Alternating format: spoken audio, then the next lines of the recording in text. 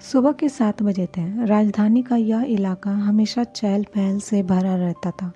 मंदिर के सामने फूलों की खुशबू से भरी छोटी सी दुकानें सजी रहती।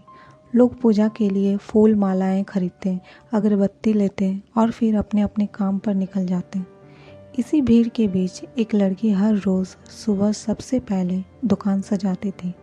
उम्र होगी मुश्किल से 22 से 23 साल। चेहरे पर थकान तो थी, लेकिन आंखों में अजीब सी चमक थी। उसका नाम था कविता। गरीबी में पली बड़ी कविता ने छोटी उम्र से ही परिवार का बोझ उठा लिया था। पिता का देहांत हो चुका था, माँ बीमार रहती थी और 2 छोटे भाई बहन थे जिन्हें वह पढ़ाना चाहती थी। कविता के लिए फूल बेचना सिर्फ रोजी रोटी का साधन नहीं था, बल्कि उसकी मेहनत और आत्मसम्मान का प्रतीक भी था। वो किसी से भीख नहीं मांगना चाहती थी। इसी इलाके के पास ही तैनात थे अभय प्रताप सिंह, एक ईमानदार और सख्त आईपीएस अधिकारी। उम्र लगभग 32 साल, लेकिन अनुशासन और ईमानदारी की वजह से वह समाज में एक मिसाल बन चुके थे। उनका दिन सुबह की दौड़ और मंदिर के दर्शन से शुरू होता था। सादगी उनकी पहचान थी। जहाँ दूसरे अफसर ऐशो आराम की ज़िंदगी जीते थे, वहीं अभय सादा सफ़ेद कुर्ता पजामा पहनकर अक्सर साइकिल पर ही मंदिर आते थे। लोग उन्हें दूर से देखकर ही सलाम ठोकते थे, लेकिन अभय की नज़र हमेशा उन साधारण लोगों पर रहती थी जो मेहनत करके जीते थे। एक दिन मंदिर आते जाते उनकी नज़र कविता पर पड़ी।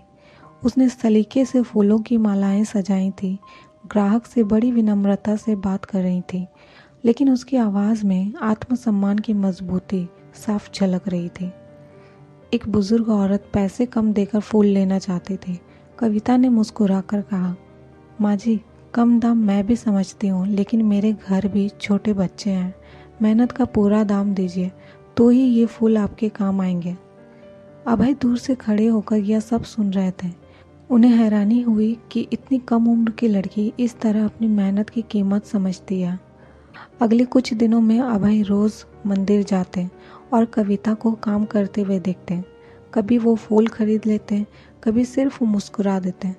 कविता ने भी पहचान लिया कि ये वही पुलिस अफसर हैं जिनकी ईमानदारी की चर्चाएं अक्सर मोहल्ले में होती है। एक दिन अभय ने उससे पूछा, तुम रोज़ इतनी सुबह कैसे आ जाती हो? थक नहीं जाती? कविता हल्की हंसी के साथ बोली, थकान तो होती है साहब, लेकिन भाई बहन का चेहरा याद आती ही ताकत आ जाती है। यही फूल बेचकर उनकी पढ़ाई का खर्च निकाल रही हूँ। सपनों के लिए थकना मना है।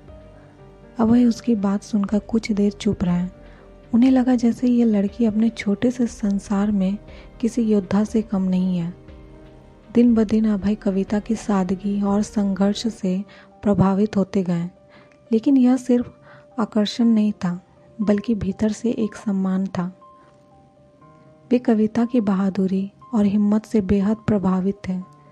कविता को भी धीरे धीरे यह एहसास होने लगा कि अभय सिर्फ एक अफसर नहीं, बल्कि दिल से नेक इंसान भी हैं।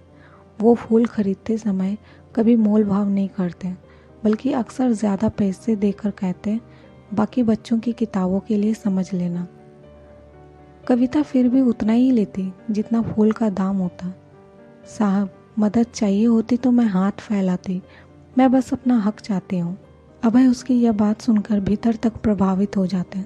एक सुबह अभय ने देखा कि कविता दुकान नहीं खोली थी। मंदिर की सीढ़ियों पर वो बैठी थी और आंखों में उसके आंसू थे। अभय धीरे से उसके पास गए और पूछा, क्या हुआ कविता, आज दुकान क्यों नहीं लगाई? कविता ने आंसू पोंछते हुए कहा, माँ की तबीयत रात से बहुत ख़राब है, दवा के पैसे नहीं हैं, समझ नहीं आ रहा कि फूल बेचने जाऊं या माँ को अस्पताल लेकर जाऊं। अभय ने बिना कुछ कहे तुरंत अपने ड्राइवर को बुलाया और माँ को सरकारी अस्पताल ले जाने की व्यवस्था कर दी। कविता की आंखों से आंसू बहने लगे, लेकिन उसने हाथ जोड़कर कहा, साहब, आपका बहुत एहसान है, लेकिन मैं इस एहसान का कर्ज एक दिन ज़रूर उतारूंगी। अभय मुस्कुराकर बोले, कविता, इंसानियत का कोई कर्ज नहीं होता, तुम बस अपने सपनों को मत छोड़ना। धीरे धीरे पूरे मोहल्ले में ये चर्चा होने लगी कि आईपीएस साहब रोज़ फूल वाली से बातें करते हैं। लोग फुसफुसाने लगे, अरे ये तो अफसर है, इन्हें तो किसी बड़े घर की लड़की से शादी करनी चाहिए। फूल बेचने वाले भला इनके लायक है? लेकिन अभय ने कभी इन तानों की परवाह नहीं की। उनके लिए कविता का संघर्ष और ईमानदारी किसी भी दौलत से कहीं बड़ा था। जैसे जैसे अभय और कविता की पहचान गहरी हुई, लोगों की बातें तेज हो गईं। कविता को यह सब सुनना पड़ता था। कई बार ग्राहक भी ताने कस देते। कविता चुप रह जाती, लेकिन दिल के अंदर चोट खाती। अभय के घर पर भी हलचल मच गई। उनके पिताजी बोले, बेटा, क्या तुमने इतनी पढ़ाई नौकरी इसलिए की कि किसी मामूली से फूल बेचने वाले से शादी करो? यह कैसी जिद है तुम्हारी? अभय शांत स्वर में बोले, पापा, शादी रिश्तों की बराबरी से होती है और बराबरी पैसे से नहीं, इज्जत से होती है। परिवार मानने को तैयार नहीं था। समाज और परिवार की बातें सुनकर कविता ने खुद ही अभय से दूरी बनानी शुरू कर दी। साहब, मेरी वजह से आपकी बदनामी हो रही है और मैं नहीं चाहती कि आपकी बदनामी हो। अभय ने मुस्कुराकर कहा, कविता, सच्चाई कभी बदनाम नहीं होती। बदनाम तो झूठ और दिखावा होता है। फिर भी कविता अपने आत्मसम्मान के कारण पीछे हटना चाहती थी। एक दिन मंदिर के बाहर कुछ गुंडों ने कविता को परेशान किया। अभय वहां पहुंचे और सख्ती से उनको सबक सिखाया।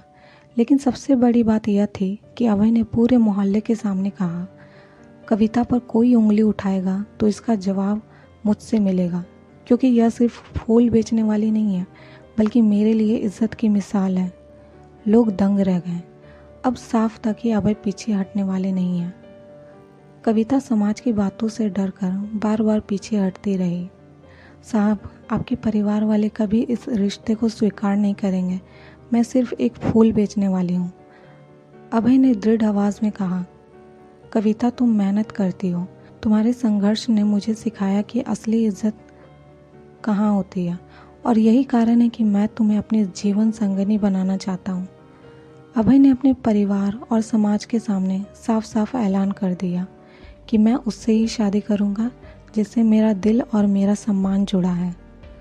कुछ लोग चुप रहे, कुछ ने विरोध किया, लेकिन अभय का फैसला अटल था। आखिरकार दोनों की मंदिर में साधारण सी शादी हुई। ना बड़े बड़े मंच, ना चमक दमक, सिर्फ फूलों की खुशबू, कुछ करीबी लोग और सबसे बड़ी गवाही समाज की आंखें।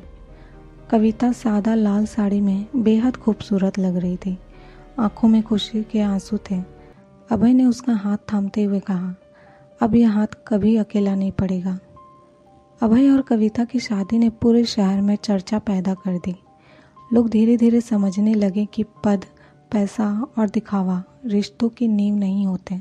एक ईमानदार अफसर और एक गरीब लेकिन आत्मसम्मानी लड़की की शादी, जिसने समाज को यह सिखाया कि सच्ची इज्जत इंसान के दिल और कर्म में होती है, न कि पैसे और रुतबे में।